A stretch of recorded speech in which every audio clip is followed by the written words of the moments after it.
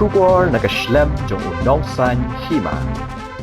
Ka kinhun menteri hene kasni kala Mynjur ya ka jing wanra ya ka one time settlement scheme ban weng bat ban penduna ya ka jing sha dan guna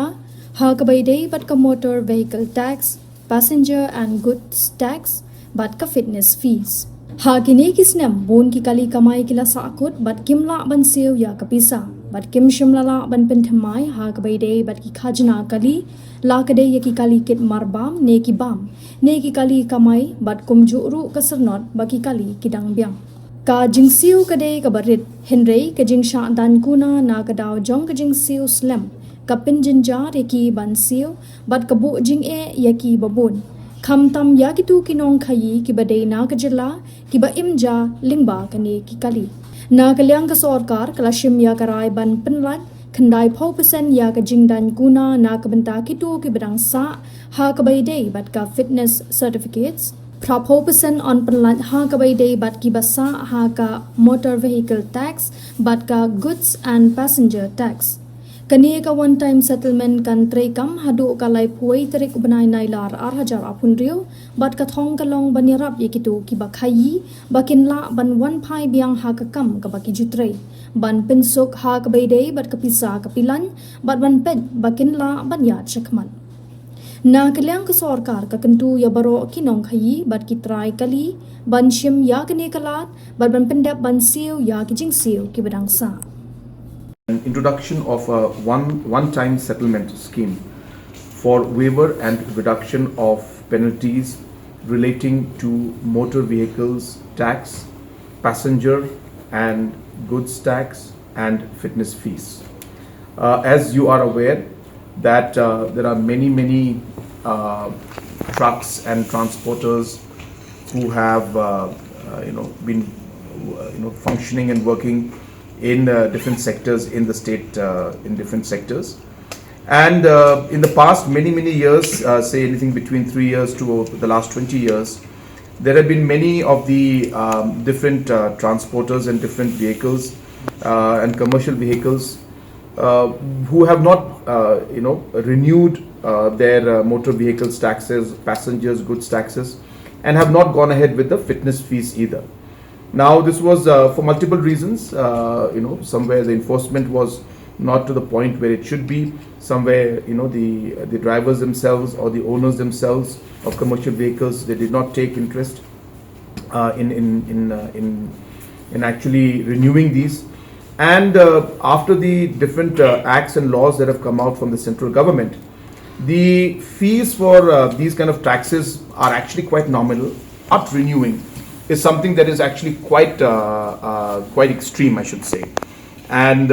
just to give a small example to you, that the penalty for no fitness certificate, though the fitness certificate fees is about 1,200 rupees annually, the penalty for not having this is 50 rupees per day,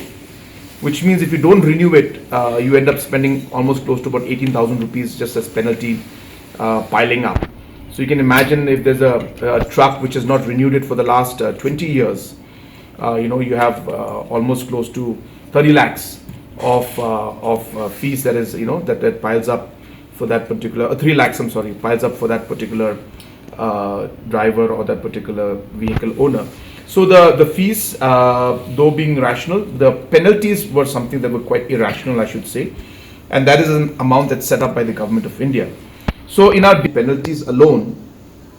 especially when it comes to the penalties on no fitness certificate, the amount, if we were to calculate for all the trucks and vehicles, the amount would come up just of the penalties alone at about 900 crores. This is just a ballpark figure we have. And similarly, if you look at the figures for MV tax, it's about 21 crores,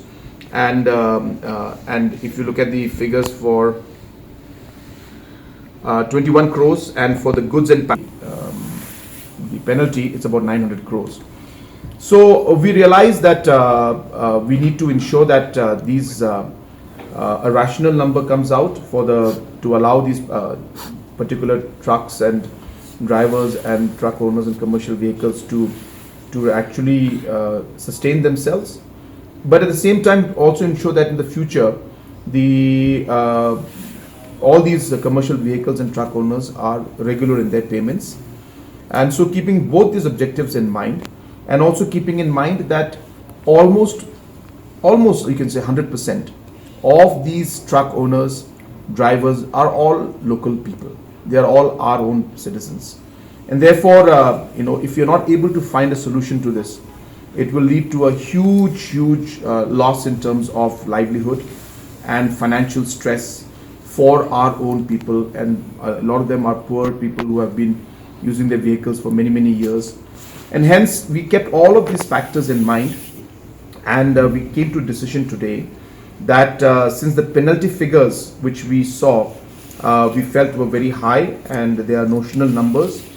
and as I said, they've been just collecting for the last 20 years. We have decided in the cabinet that we will be exempting, as a one-time settlement, we'll be exempting 90% for the penalty for no fitness certificate. 90% will be exempted there. And for the MV tax and the goods and passengers tax, we will be exempting 80% from this in the one-time settlement, which will allow the different drivers and different commercial vehicle owners the at least the space to then be able to come back to normalcy, and will not put financial stress and burden on them.